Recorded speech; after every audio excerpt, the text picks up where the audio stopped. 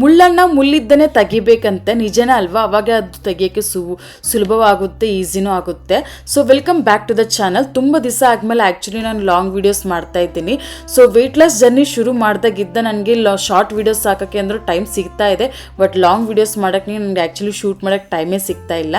So ಇವತ್ತು ನಾನು weight loss ಜರ್ನಿಯಲ್ಲಿ 3rd ಡೇ. ಸೊ ನಾನು ಇವತ್ತಾದರೆ ಬೆಳಗ್ಗೆ 2 ಎಗ್ ಹಾಕ್ಕೊಂಡು ಆಮ್ಲೆಟ್ ಮಾಡ್ಕೊಂಡು ತಿಂದಿದ್ದೆ. ಅದಾದ್ಮೇಲೆ ಮತ್ತೆ ನನಗೆ ಹೊಟ್ಟೆನೇ ಹಸಿಲಿಲ್ಲ. ಸೊ ಸಾಯಂಕಾಲವರೆಗೂ ವೆಯ್ಟ್ ಮಾಡಿ ಸಾಯಂಕಾಲ ಸ್ವಲ್ಪ ಅಲಸಂದೆ ಕಾಳು ನೆನೆಸಿದ್ದೆ. ಸೊ ಅದನ್ನೇ ಒಗ್ಗರಣೆ ಹಾಕ್ಬಿಟ್ಟು ಅದನ್ನು ಸ್ವಲ್ಪ ಸಲಾಡ್ ಥರ ಮಾಡಿಕೊಂಡು ತಿಂತಾ ಇದ್ದೀನಿ.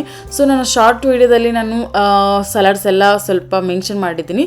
ಇನ್ನು ಬರೋ ಇನ್ನು ನೆಕ್ಸ್ಟ್ ವೀಡಿಯೋಸಲ್ಲಿ ಒಳ್ಳೆ ಹೆಲ್ದಿ ಫುಡ್ಡನ್ನು ತೋರಿಸ್ತೀನಿ. ಸೊ ಅದನ್ನೇ ನೀವು ಲಂಚ್ ಬಾಕ್ಸಲ್ಲಿ ಮಾಡ್ಕೋಬೋದು.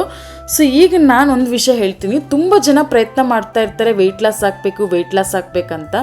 ವೆಯ್ಟ್ ಲಾಸ್ ಆಗಬೇಕು ಅಂತ ಯೋಚನೆ ಮಾಡೋ ಮುಂಚೆ ನೀವು ವೆಯ್ಟ್ ಗೇನ್ ಏನಕ್ಕಾಗಿದ್ರಂತ ಯೋಚನೆ ಮಾಡಿ. ತುಂಬ ಜನ PCOD ಪ್ರಾಬ್ಲಮ್ಮು, ತುಂಬ ಜಾಸ್ತಿ ಮೆಡಿಸಿನ್ಸ್ ಯೂಸ್ ಮಾಡಿ, ಇಲ್ಲಾಂದರೆ ಸ್ಟ್ರೆಸ್ ಇದ್ದ, ಸರಿಯಾಗಿ ನಿದ್ದೆ ಮಾಡಿದೆ, ಇಲ್ಲಾಂದರೆ over eating, unconsciously over eating ಮಾಡಿರ್ತೀರ.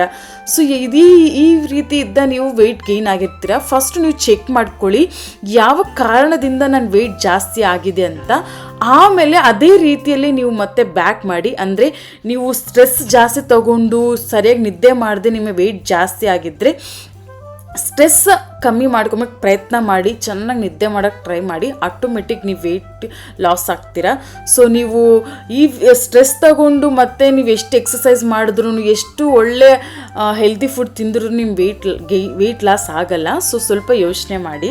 ಸೊ ಈಗ PCOD ಪ್ರಾಬ್ಲಮ್ ಇದೆ, ಇಲ್ಲಾಂದರೆ ಜಾಸ್ತಿ ಮೆಡಿಸಿನ್ಸ್ ಯೂಸ್ ಮಾಡಿ ನಿಮ್ಗೆ ಏನಾದರೂ ವೆಯ್ಟ್ ಗೇನ್ ಆಗಿದೆ ಅಂದರೆ, ಸೊ ಆ್ಯಕ್ಚುಲಿ ನಮ್ಮ ಮನೆಯಲ್ಲಿ ಎಷ್ಟೋ ಥರ ಮಸಾಲ ಐಟಮ್ಸ್ ಇದ್ದ ನಮ್ಮ PCOD ಪ್ರಾಬ್ಲಮ್ನ ನಾವು ರಿಸಾಲ್ವ್ ಮಾಡ್ಕೋಬೋದು.